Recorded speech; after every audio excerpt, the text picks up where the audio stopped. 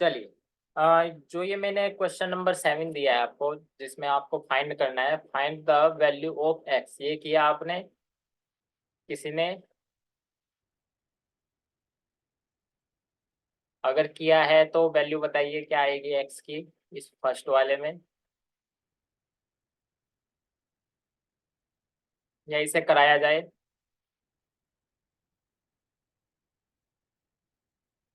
Sir करा दीजिए, अभी होमवर्क किया नहीं है। ओके, चलो इसे दोनों सवालों को करा देते हैं। ठीक है, तो देखिए,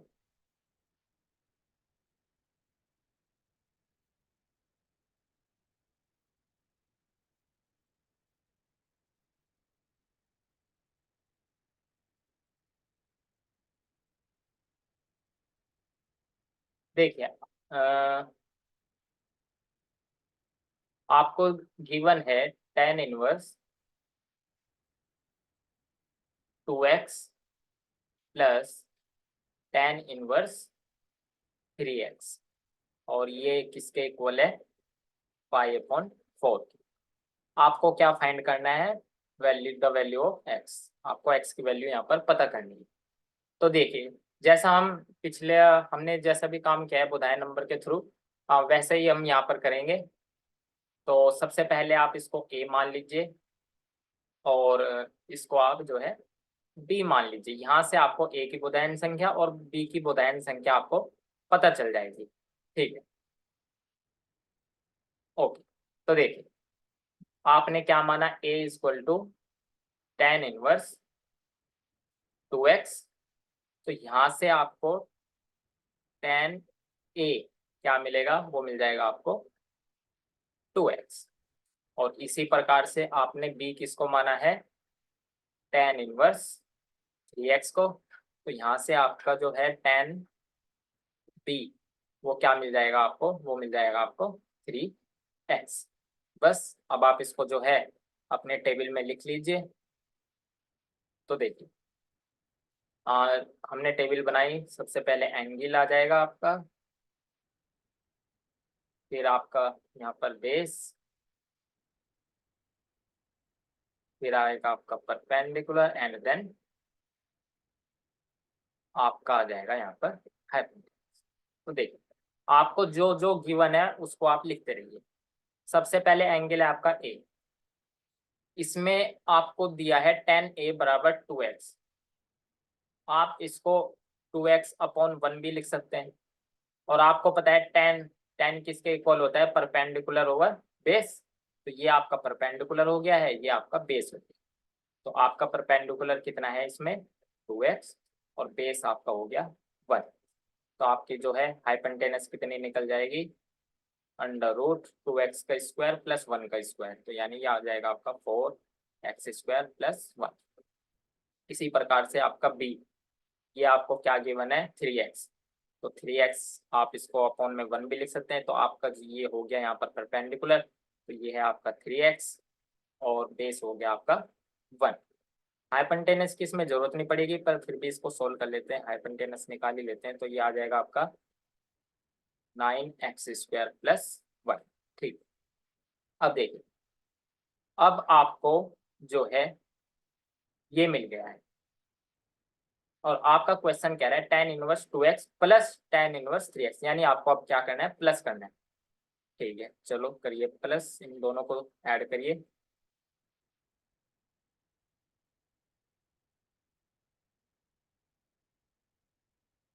ठीक है, तो अब आप क्या करेंगे? यहाँ पर इन दोनों को ऐड करेंगे।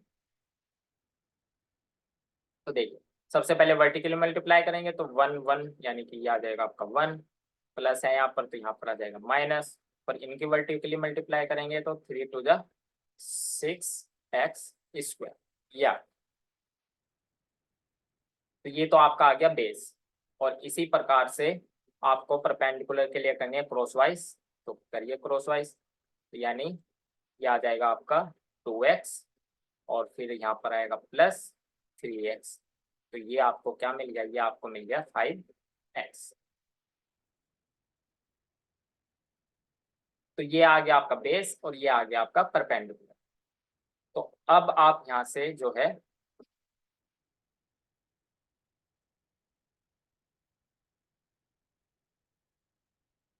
ओके, अब आपको क्या गिवन था, आपको गिवन था tan inverse 2x plus tan inverse 3x, ये किसके इक्वल गिवन था आपको, पाई अपॉन 4। तो आप जो है इसको हमने a ले लिया था, a प्लस b, ये इक्वल आ गया आपका पाई अपॉन 4। अब देखिए, अब आपको पता है पाई अपॉन 4, अगर हम यहाँ से tan a प्लस b निकालेंगे वो कितना आ जाएगा, वो आ जाएगा आपका परपेंडिकुलर ओवर बेस, यानी 5x 1 माइनस 6x स्क्वायर, ये आ गया आपका।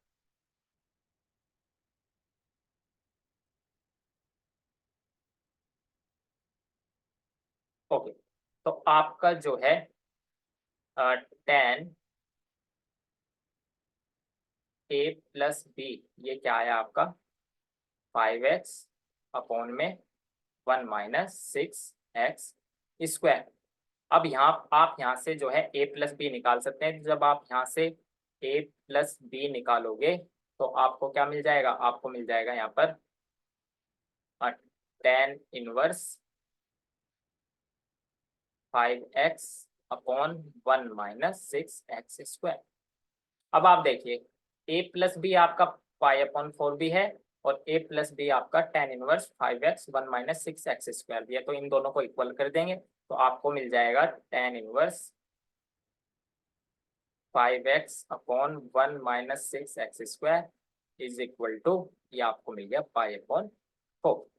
और आपको पता है पाई अपॉन 4 किसकी वैल्यू होती है, तो आप यहाँ से इसको ऐसे लिख सकते हैं, देखिए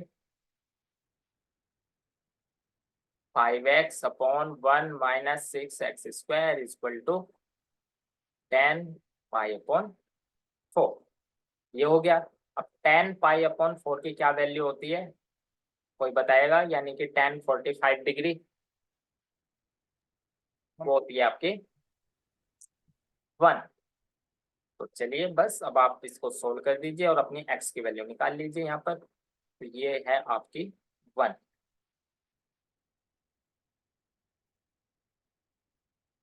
तो देखिए अब क्रॉस वाइज मल्टीप्लाई कर दीजिए तो आपको मिल जाएगा 1 minus 6x square equal to 5x। तो आपको इक्वेशन मिल जाएगी 6x स्क्वायर, ये इधर आएगा, plus 5x minus 1 is equal to 0। आपको ये जो है एक क्वाड्रेटिक इक्वेशन मिल गई है। अब आपको जो है इस क्वाड्रेटिक इक्वेशन के रूट्स फाइंड करना आता है सभी को, तो बस अब आप यहाँ से अपने रूट्स फाइंड कर सकते हैं। श्रीधराचार्य आपके पास सूत्र है, उससे आप जो है इसको कैलकुलेट कर सकते हैं। वो क्या कहता है श्रीधराचार्य सूत्र, जब आपको रूट फाइंड करने हैं किसी क्वाड्रेटिक इक्वेशन के तो आप इसको लगा सकते हैं माइनस का b plus minus under root B square minus 4ac upon 2a, ये आपका श्रीधराचार्य सूत्र है, आप इसका यूज कर सकते हैं इसके रूट्स निकालने के लिए। तो चलिए करिए, तो x इज इक्वल टू, अब ये आपका a हो गया, ये आपका जो है 5 यहाँ पर b हो गया है और -1 आपका c हो गया। तो रख दीजिए इस फार्मूले में, तो इसका यूज करके आप करिए इसको सभी सोल्व। तो ये आ जाएगा आपका माइनस का b यानी कि माइनस का 5 plus minus under root B square यानी 25 माइनस 4ac, तो 4ac करेंगे तो 4 6 24 और 24 आ जाएगा और माइनस माइनस आपका प्लस आ जाएगा और अपॉन में क्या मिल जाएगा आपको 2a। तो 2a क्या है आपका 2a यानी 2 इंटू 6 यानी कि आपको मिल गया 12। तो ये आपको मिल गया, सही है। यहाँ पर कुछ अगर गलत हुआ तो बता दीजिएगा।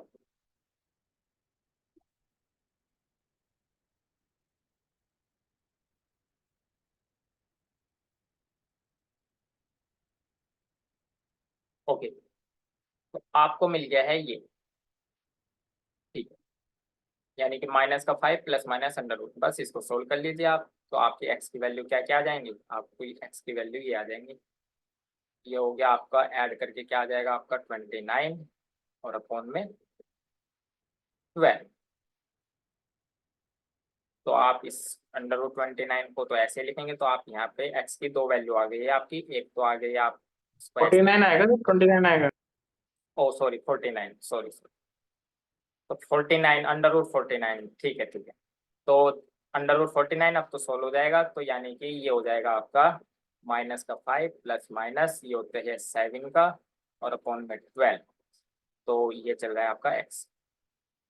तो बस अब आप इसको सोल्व कर दीजिए। जब एक बार प्लस का साइन रखेंगे तो आपको मिल जाएगा ये यहाँ पर 7 माइनस 5 यानी कि 2/12।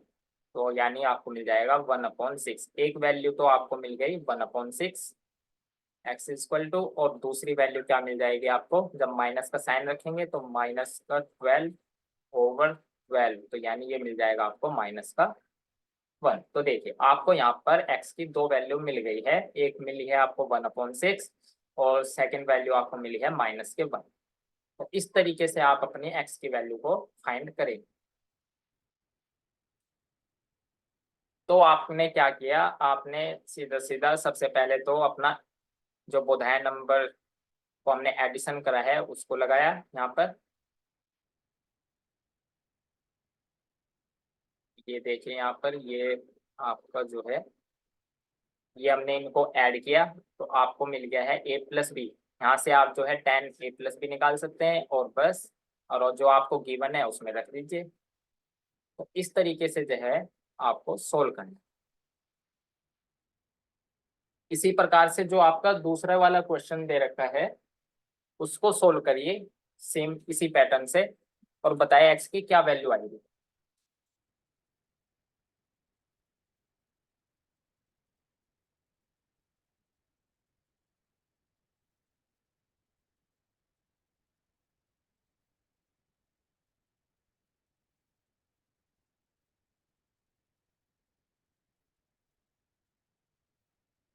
तो आपका दूसरा क्वेश्चन था वो दे रखा था मैंने tan इनवर्स, ये था आपका x-1 अपॉन में x-2 और प्लस tan इनवर्स, ये था आपका x+1 अपॉन में x+2, और ये इक्वल दे रखा था आपको π/4। तो कीजिए और बताइए x की क्या वैल्यू आएगी। सर इसमें जैसे डायरेक्ट नहीं ले सकते, ये जैसे एंगल में x-1/x4 दे रखा है, ये परपेंडिकुलर बेस नहीं मान सकते डायरेक्टली, इसे सॉल्व करना मतलब tan = दिखाना पड़ेगा पहले। हाँ, क्योंकि ये आपका जो है tan इनवर्स यानी ये दोनों किसके इक्वल है π/4, ये गिवन है आपको, तो आपको इसको यूज करना पड़ेगा। तो उसके लिए आपको ये पूरा का जैसे ऊपर सोल्व हुआ है ऐसे ही करना पड़ेगा। अच्छा जैसे लास्ट क्वेश्चन में करा है। हाँ सेम, क्योंकि यहाँ पर चल रहा है एडिशन ऑफ बोधायन नंबर। ये अगर आएगा तो ये आपका लॉन्ग में ही आएगा, लॉन्ग क्वेश्चन ही बनेगा इसमें, तो आपको फिर आपको पूरा का पूरा सोल्व ही करना पड़ेगा। अगर आप इससे छोटा कर सकते हैं तो फिर आप 2 नंबर में आ जाएगा, तो वहाँ पे आप अप्लाई कर सकते हैं।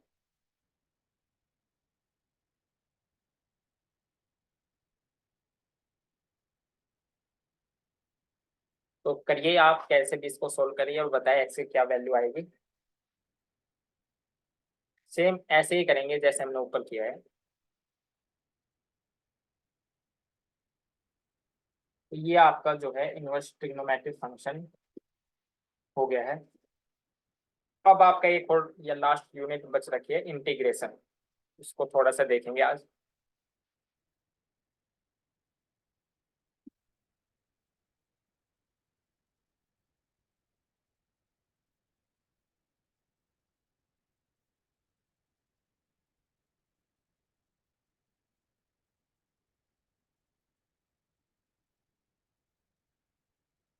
तो टेबल बना देता हूँ मैं इसकी। मान लीजिए आपने इसको जो है ए मान लिया है, इसको बी मान लिया है, तो आपको क्या मिलेगा।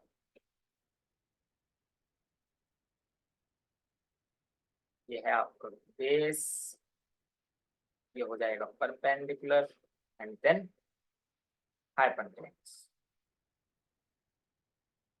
देखिए सबसे पहले तो आपने ए, ये लिया है, और इसमें परपेंडिकुलर है x-1 और बेस है आपका x-2।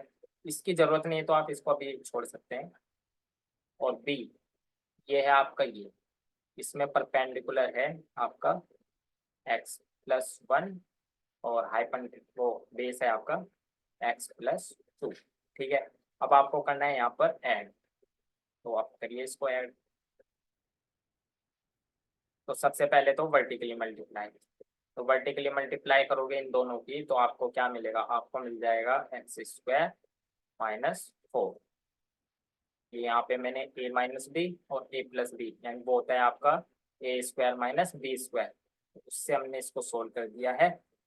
और इसी प्रकार से आप जो है ये सोल्व हो गया, फिर आता था प्लस है तो फिर आ जाएगा आपका माइनस, और फिर इन दोनों की वर्टिकली मल्टीप्लाई, और इनकी वर्टिकली मल्टीप्लाई करेंगे तो आपको मिल जाएगा x², माइनस है बाहर तो माइनस माइनस प्लस, और ये हो जाएगा 1। बस आप इसको सोल्व कर लीजिए, तो आपका x² तो हो गया कैंसिल, तो यहाँ पर बच गया आपका -3। यही आ रहा है -3 आपका सबका।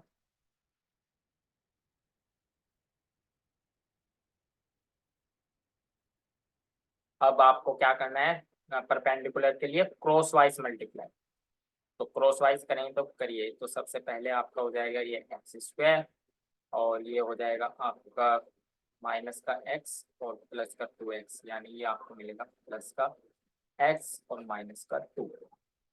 फिर आता था यहाँ पर प्लस, फिर इन दोनों की मल्टीप्लाई, इन दोनों की मल्टीप्लाई करेंगे तो आपको मिल जाएगा x² + x - 2x, तो यह आ जाएगा आपका माइनस का x और ये आ जाएगा माइनस का 2। ठीक है, तो यहाँ पर x कैंसिल हो गया है और तो कुछ नहीं हुआ है, तो बाकी को आप ऐसे ही लिख दीजिए। तो x² 2x² और -2 यानी ये आ गया आपका -4। तो आपका बेस निकल के आ गया है और परपेंडिकुलर निकल के आ गया है। ठीक है, तो बस अब आप जो है यहाँ से tan निकाल लीजिए, तो आपका tan a+b क्या बन जाएगा, परपेंडिकुलर ओवर बेस, ये मिला। और ये किसके इक्वल दे रखा है आपको, 5/4। ठीक है, ओके, तो आपका जो है यानी कि आप सीधा लिख सकते हैं इसको 2x² - 4 अपॉन -3 = 10, क्या आ जाएगा 5/4, तो यानी ये होता है 1। ओके, बस अब आप इसको सोल्व करते चले जाए और अपनी x की वैल्यू निकाल लीजिए, तो आपको मिल जाएगा 2x² - 4 = -3। हाँ ठीक है, या कुछ मिस्टेक हो गई है ऊपर,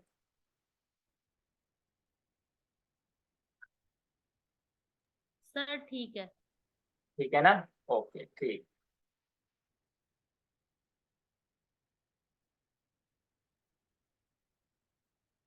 ठीक है, तो ये आ गया है, इसे अब बस आप सोल्व करते चले जाओ, तो -3 आपका, ये प्लस का 4, तो ये मिला आपको 1, तो आपका x² आ गया 1/2। तो यहाँ से x की वैल्यू आपको मिल गई ±1/√2, तो यानी एक तो वैल्यू हो गई आपकी प्लस का 1/√2 और दूसरी वैल्यू हो गई आपकी माइनस का 1/√2। तो ऐसे करें, तो यही आ रही है सभी की। Yes sir. ठीक है,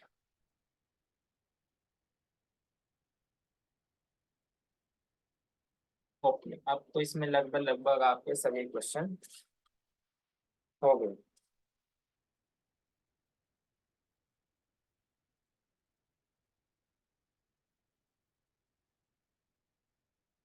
हाँ, एक क्वेश्चन हो रहा है इसमें, इसे ट्राई करें सभी के सभी।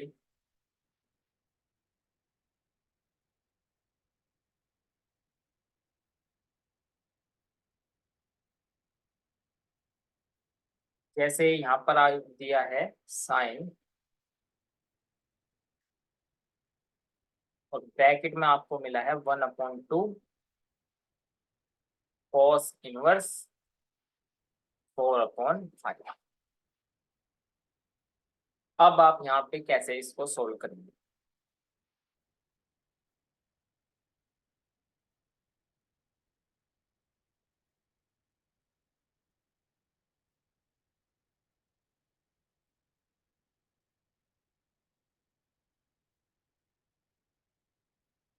ये आपको गिवन है, तो इस तरीके से भी आपसे पूछा जा सकता है कि देखिए ये लास्ट सवाल है आपका, फिर इसके बाद ये खत्म हो जाएगा ये इनवर्स वाला, फिर हम चलते हैं इंटीग्रेशन की तरफ। तो देखिए सबसे पहले हमारा काम था इसको अल्फा मानना, तो ठीक है, तो आप एक काम करिए, इस पूरे को ही आप जो है अल्फा मान लीजिए। तो जब आप इसको अल्फा पुट करोगे तो 1/2 कॉस इनवर्स 4/5। तो देखिए आपको निकालना है इसकी वैल्यू क्या होगी। तो ये आपने इसको पूरे को अल्फा मान लिया, तो यहाँ से आपको ये 2 देखो अपॉन में है, इसके साथ आएगा तो ये हो जाएगा 2 alpha is equal to cos inverse 4/5। ठीक है, तो यहाँ से आप इसको लिख सकते हैं cos 2 alpha is equal to 4/5। Okay, तो बस अब आपको क्या करना है, यहाँ से जो है आपको निकालना है ये, यानी कि आपको निकालना था साइन, और इस पूरे को हमने अल्फा मान लिया था, तो साइन अल्फा ये आपको निकालना है, और आपको मिल गया है cos 2 alpha is equal to 4/5। तो बस अब आपने पीछे आइडेंटिटी पढ़ी है cos 2 अल्फा की, तो 3 आइडेंटिटी होती है इसकी। एक तो होती है आपकी cos square alpha minus sign square alpha, ये हमने पीछे पढ़ा है फर्स्ट सेम में। और दूसरी आइडेंटिटी उसकी थी 2 cos स्क्वायर अल्फा -1। और तीसरी जो आइडेंटिटी थी वो थी 1 माइनस 2 साइन स्क्वायर अल्फा। आपको क्या चाहिए, आपको साइन में चाहिए, तो आप जो है इसको यूज कर सकते हैं। तो जब आप इसको यूज करेंगे तो कीजिए, आपको दिया है cos 2 अल्फा इक्वल टू 4/5, तो लगाइए इस वाली आइडेंटिटी को। तो आप इसके यहाँ पर लिख सकते हैं 1 माइनस के 2 sine square alpha is equal to 4/5। तो बस सोल्व करते चले जाए, तो आपको मिल जाएगा यहाँ पर 2 sine square alpha is equal to 1 minus 4/5, यानी ये मिल जाएगा आपको 1/5। ओके, तो यानी बस इसको सोल्व करते चले जाओ, तो ये आपका आ गया sine square alpha is equal to 1/10। ठीक है, तो आपकी देखो वैल्यू निकल के आ गई है, तो आपका यहाँ पर साइन अल्फा आ गया 1/√10।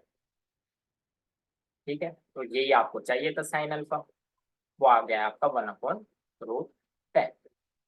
बस अब लास्ट में आपने अल्फा किसे माना था उसे रख दीजिए, वो आपने माना था 1/2 कोस इनवर्स 4/5, और इसकी वैल्यू क्या निकल के आ गई है 1/√10।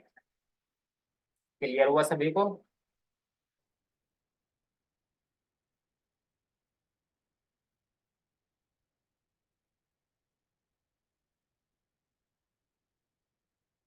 तो ये हम ऐसे करेंगे। ठीक है, अब 7 मिनट रह गए हैं, इतने आप ये ट्राई कर सकते हैं।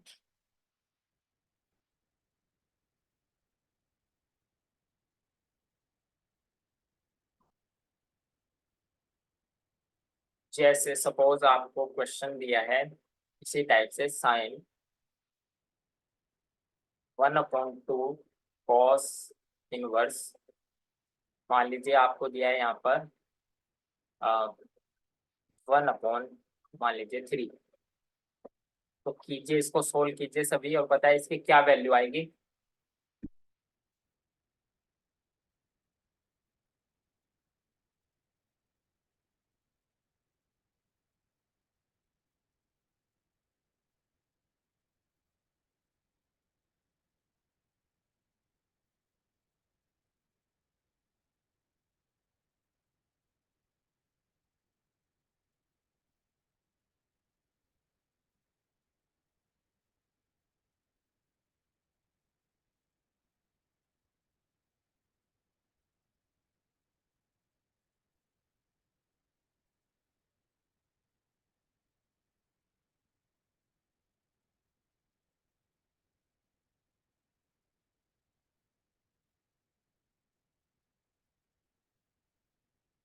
कीजिए सभी इसको सोल्व और बताइए क्या वैल्यू इसकी आएगी।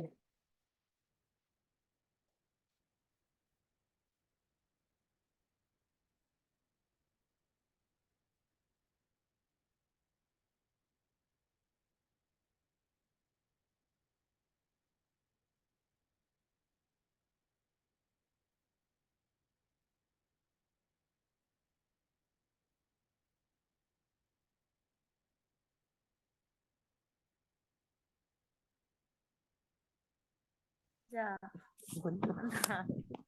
देख कन्नड़ की क्या है? ना कहना तो कुछ ना, क्या क्या होगा इस नाम तो हो गया ये? ओपन होगा ना यार।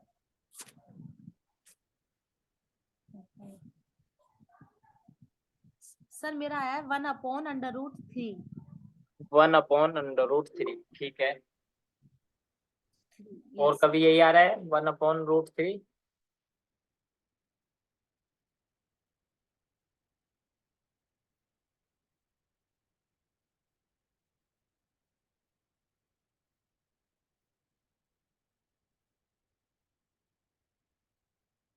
ठीक है, चलिए अब हम स्टार्ट करते हैं अपना नया टॉपिक जिसका नाम है इंटीग्रेशन।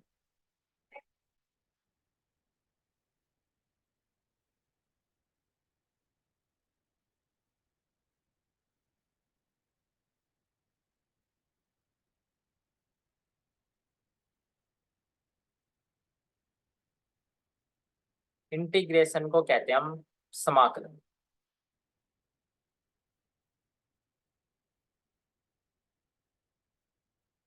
तो आज हम इसके बेसिक्स के बारे में जानेंगे थोड़ा सा, इसमें जितने फार्मूले हैं वो लिखेंगे। तो देखिए,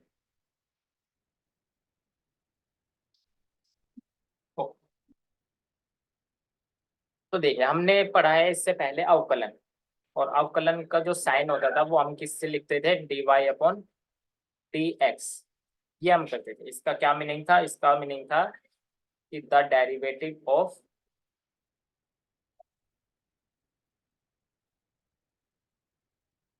y with respect to x, यानी कि हम अवकलन करते थे यहाँ पर y का किसके रिस्पेक्ट में, x के रिस्पेक्ट में। तो इसका मतलब क्या था? इसका मतलब था कि हम क्या करते थे, अपने फंक्शन को, जो भी हमारा y रहता था, फंक्शन हमें गिवन होता था, तो डेरिवेटिव करने का मतलब है उसको तो हम छोटे छोटे भाग के हम क्या कर रहे हैं, उसका अध्ययन कर रहे हैं। यानी हम उसको क्या कर रहे हैं, कम करते जा रहे हैं, छोटे छोटे पार्ट्स में हम उसको क्या करते जा रहे हैं, डिवाइड करते जा रहे हैं। तो डेरिवेटिव का मतलब तो ये है। और इंटीग्रेशन का मतलब है, ये क्या है, इसका इन्वर्स होता है डेरिवेटिव का।